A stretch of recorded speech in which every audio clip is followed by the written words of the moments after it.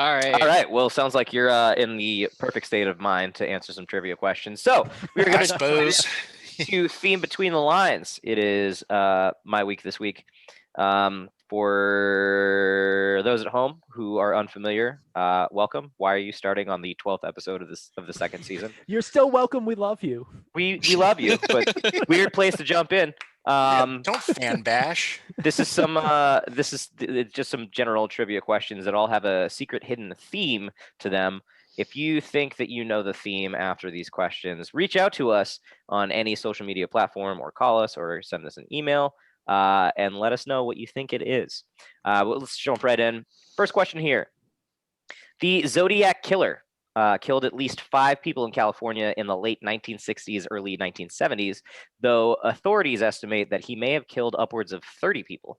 He was determined to become infamous, so much so that he threatened to blow up a bus full of children if authorities didn't do what favor for him? A, print buttons for people to wear. B, print stickers for people to pass out. And C, graffiti buildings using his famous cipher that he sent to the San Francisco authorities. Now, when you're saying cipher, is it that entire like coded message, or is it like his symbol? So like the coded message, like just bits and pieces of it. Okay. Yeah. I like to think stickers.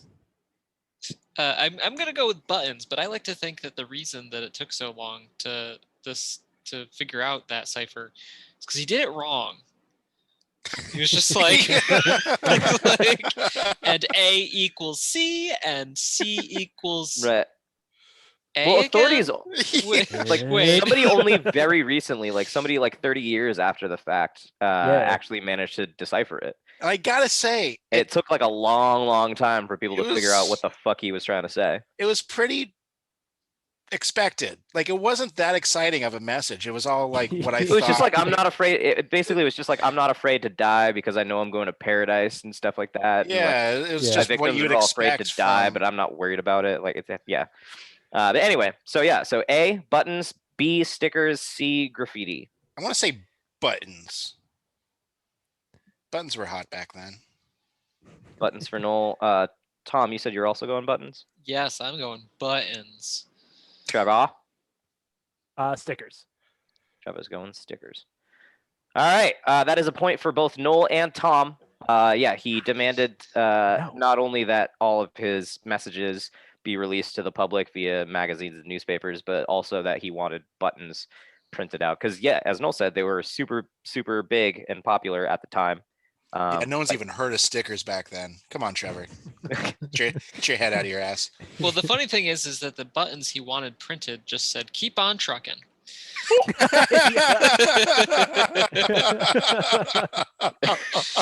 He was actually just the original smiley face button. Yeah. All right, question number 2. Sherlock Holmes is considered to be one of the most intelligent characters ever written, and outside of Batman, the greatest detective of all time. What is his estimated IQ? Is it A, 230, B, 175, or C, 190? God, you always do it not in order, Connor. Yeah, and? It upsets me. I'm gonna wanna go say- 175. I want to say 190. I'm also going 190. Tom for 175, and Trevor and Noel for 190. All right, congratulations to both Trevor and Noel. Hey. Yeah. It was, in fact, 190. Interesting, fun little fact. Tony Stark, his estimated IQ is 270, which just blows Sherlock Holmes out of the water. That's also 100 IQ points higher than like some of the smartest people in history. I did a little bit of research on this, and the highest ever recorded IQ was like 238 or something like that. But Einstein was like 160. So Yeah. to put that into perspective. Yeah.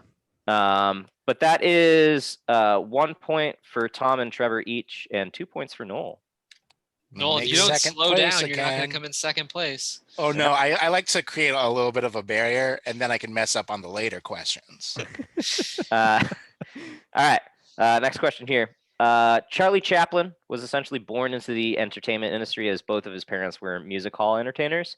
As such, he began his career very early in life when he filled in after his mother's voice failed on stage. How old was he at the time of his debut? Was he A, 11 years old, B, 7 years old, or C, 5 years old? C5. You sunk my Uh, battleship. Okay. Wow. Is that the only reason you chose C5, Tom?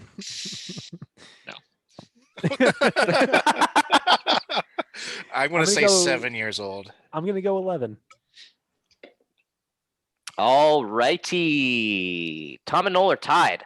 He was 5 years old God. when he jumped on stage. He sang a song, and the crowd laughed at him when they started throwing coins up on stage, and he was like, "Wait, I'm Bottles, gonna stop. yeah. I'm gonna sing the song after I collect all the money." And the crowd was like, "Whoa, he's funny." Jesus. When I was 5 years old, I was still trying to learn my primary colors, and I still don't know them. Yeah, I was gonna say. It's crazy. Yeah.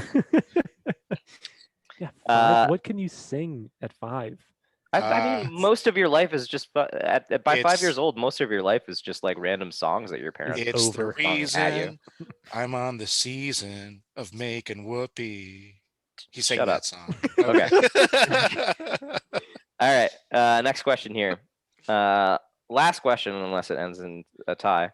Dr. John Dolittle is a veterinarian who can talk to animals and was a character created way back in the 1920s through a series of children's books by Hugh Lofting. Despite several adaptations, which of the following best describes the original character of Dr. John Dolittle? A loud Cockney doctor who sings a lot. B, a portly, shy English doctor. Or C, a suave British doctor with an eye for the ladies. B. Portly and shy. Yeah. So Tom and Noel are both going B. What was A again? A was a loud Cockney doctor who sings a bunch.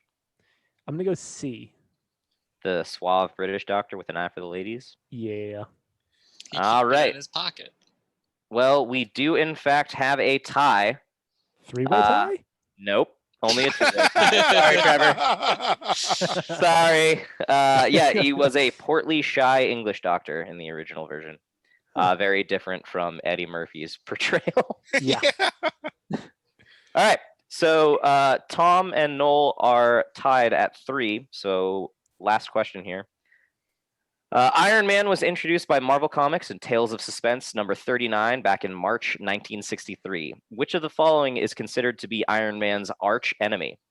Is it A, the Mandarin, B, Whiplash, or C, Ironmonger? The Mandarin. The C, the Ironmonger. Yeah. All right. Well, Noel, your second place streak is alive. It is in fact A, the Mandarin. Oh, just seemed too easy. I thought it was a trick question. Oh man, no. God, No. damn it. There are those Oh, that would argue God. that Justin Hammer is the main arch enemy of Iron Man, but he's the enemy of Tony Stark, not I Iron just Man want to himself. win once. But yeah, so that is a theme between the lines that goes to Tom. If you think you know the hidden theme between all of these questions, please reach out to us. All social media is at _never_games. We also have a website, nevergames.com, email address hello@thenevergames, and a phone number at 406 games 24.